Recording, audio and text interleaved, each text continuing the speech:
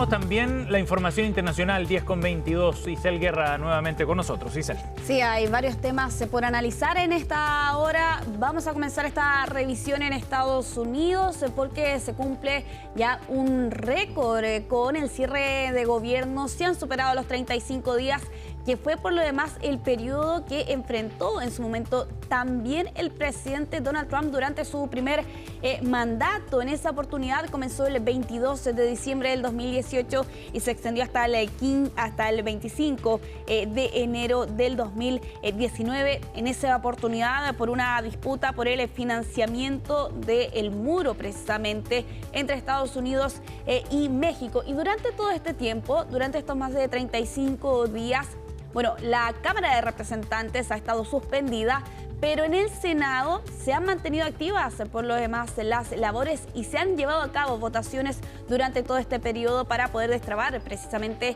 esta situación que tiene bastante complicados a los trabajadores federales de este país.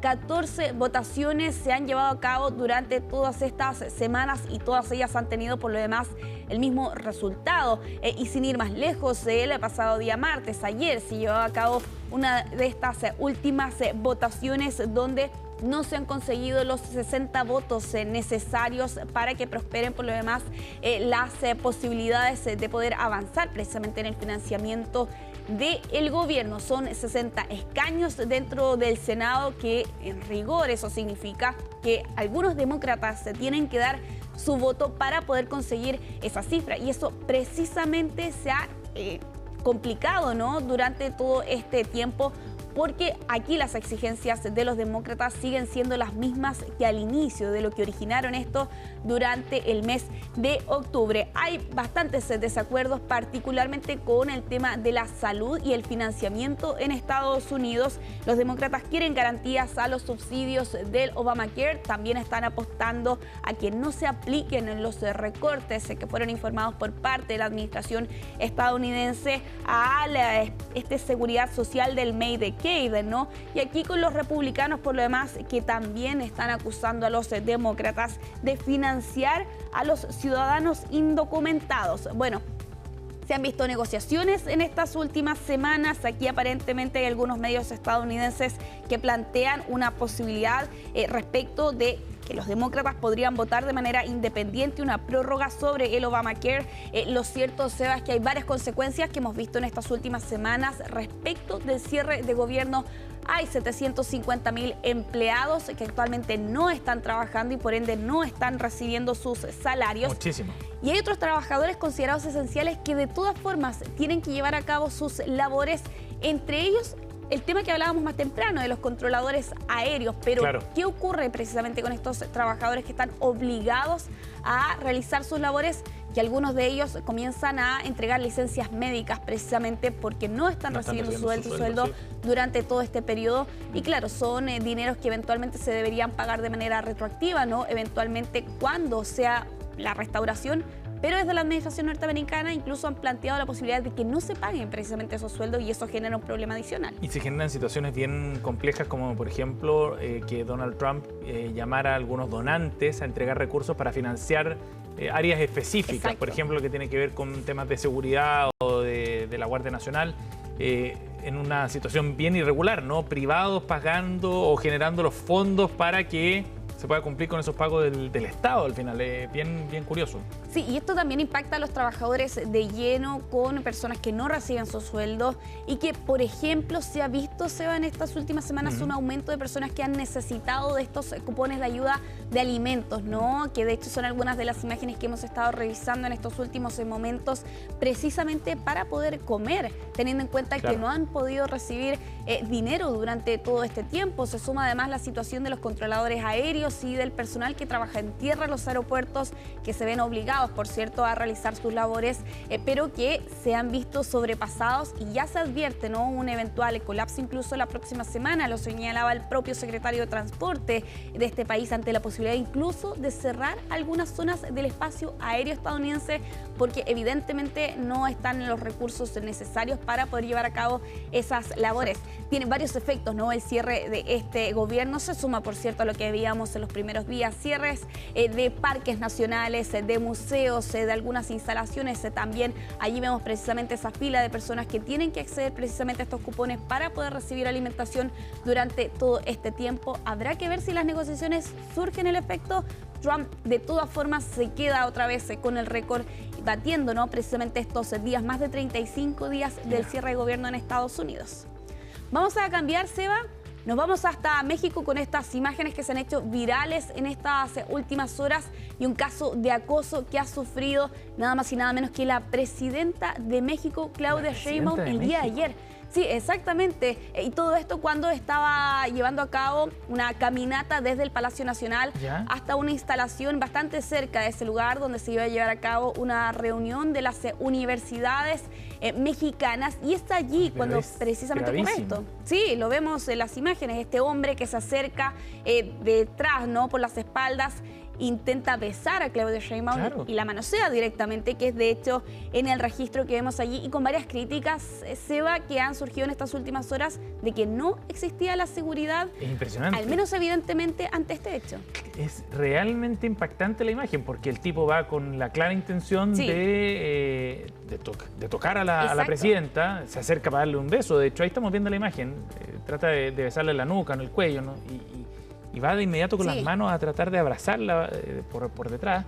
Es realmente impresionante. Sí. O sea, estamos hablando de la presidenta de México, ni más ni menos. Exactamente, sí. Aquí se entiende que al menos a simple vista no estaba la seguridad. La persona que interviene por lo demás y que vemos allí en la imagen es un miembro de la llamada ayudantía presidencial, que es un responsable de resguardar a la mandataria, no necesariamente, ¿no?, la policía o algún agente de seguridad, el que intenta apartar precisamente a este hombre que se entiende aparentemente habría estado bajo los efectos del alcohol o de las drogas. Esta persona fue detenida posteriormente por el equipo de seguridad de Sheinbaum, pero se va... No, evidentemente las imágenes son bastante fuertes, ¿no?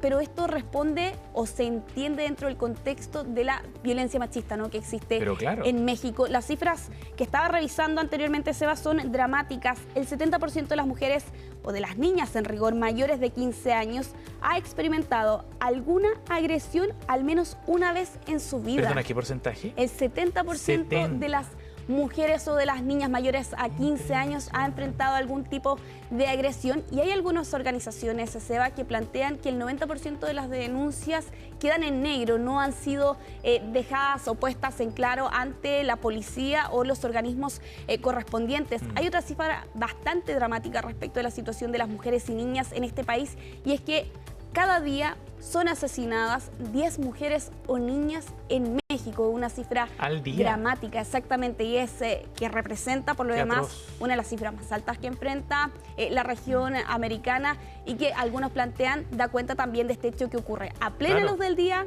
con una figura como la presidenta de este país el día de ayer. Claro, y porque uno se pregunta de inmediato, si esto le puede pasar a la presidenta, ¿qué queda para el resto de las mujeres en México? Digamos, ¿no? A una escolar, a una mujer que va caminando por la calle sola, esto a plena luz del día, con todas las cámaras encima. Al tipo le importó nada y acosa a la presidenta de México, ni más ni menos. Es realmente impresionante. Me recordó también un video que circulaba hace poco en las redes sociales de una mujer que graba a un tipo que la estaba acosando también en una plaza grande ahí en México, y la seguía por minutos, a plena vista de más gente, a plena luz del día. Los datos son muy elocuentes también de lo que pasa allá en México. Sí, aquí se habla directamente de una normalización de parte de una población de México precisamente ante estos casos. Y claro, ahora con un hecho que es evidentemente mucho más visible, estamos hablando de la presidenta de México, y frente a las cámaras, como tú bien señalas, habrá que ver finalmente si esto representa o significa de alguna u otra forma algún tipo de medida que puedan adoptar las autoridades precisamente en este caso. Pero claro, no es difícil imaginar también el caso, como tú bien señalas, de escolares, de mujeres que viven en zonas remotas de México, cómo se enfrentan precisamente no solo a acoso sexual, sino que también a otras situaciones, incluso con ello, con asesinatos. Y la calma de la presidenta Sheinbaum, el temple para sortear esta situación, porque las ganas que haber tenido de pegarle un combo derechamente a este degenerado, claro, tiene que contenerse por su rol, por el espacio en el que está. En fin, pero impresionante la forma en la que reacciona ella también ante esto, ¿no? Se aleja rápidamente, pero de manera bien calmada. Para la gravedad de la situación. Claro, y hasta qué punto podría uno preguntarse si hay una especie de shock, ¿no? Ante este hecho, sin dimensionar en ese momento lo que estaba ocurriendo. También. Vamos a quedar pendientes si es que hay reacciones, evidentemente, de la presidenta de México, pero avancemos, hay muchos temas más por revisar. Nos vamos hasta España porque durante esta jornada se ha publicado el libro, las memorias del rey emérito Juan Carlos I, quien rompe su largo silencio con este libro titulado Reconciliación. Allí él repasa su vida y sus casi 4 décadas de reinado en este libro de 500 páginas que en rigor va a ser publicado en España el próximo 13 de diciembre, pero en Francia ya se ha publicado precisamente sus memorias y lo que vemos ahí en pantalla son las reacciones que también ha tenido en la prensa, por cierto, algunas de estas revelaciones. Algunas frases, Seba, que quedan de este libro. Ahí él se lamenta por ser el único español que no tiene pensión a pesar de sus 40 años de servicio, y esa frase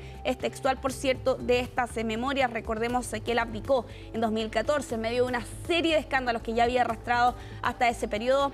El caso Nos, el accidente que tuvo en Botsuana, ¿no?, que posteriormente se descubrió estaba siendo infiel precisamente a la reina Sofía. Y claro, allí hacía alusión precisamente a ser el único español que no tiene pensión, pese a haber estado al mando de esta corona, ¿no?, por al menos 40 años. Respecto de su hijo, el rey Felipe VI, allí él señala en estas memorias: durante mucho tiempo presumí de tener al príncipe heredero mejor preparado de Europa. En algún momento le dije, puedes excluirme en el plano personal y financiero, pero no puedes rechazar la herencia institucional en la que has crecido. Solo hay un paso entre ambos. Se puede leer, por cierto, en este libro, que genera ya varias reacciones precisamente en España tras romper este largo silencio. Ya para ir cerrando esta revisión internacional, Seba, con una noticia de último momento que llega desde Francia, con un atropello masivo que se reporta a esta hora y que ya deja a 10 personas heridas en la isla francesa de Olerón, que está frente a la costa atlántica, precisamente en la nación europea. Se habla de un atropello deliberado contra transeúntes, particularmente peatones y ciclistas. De hecho, BFM TV, la cadena francesa, reporta a esta hora que hay 2 personas que están en estado crítico, un ciclista de 69 años y un peatón de 22 años, quienes han sido evacuados en helicóptero hasta la ciudad de Poitiers, en Francia continental. La persona responsable o el sospechoso principal está detenido por intento de asesinato y, según plantea la fiscalía a esta hora, este hombre habría gritado Allahu Akbar durante su detención, lo cual complicó, por cierto, ese hecho.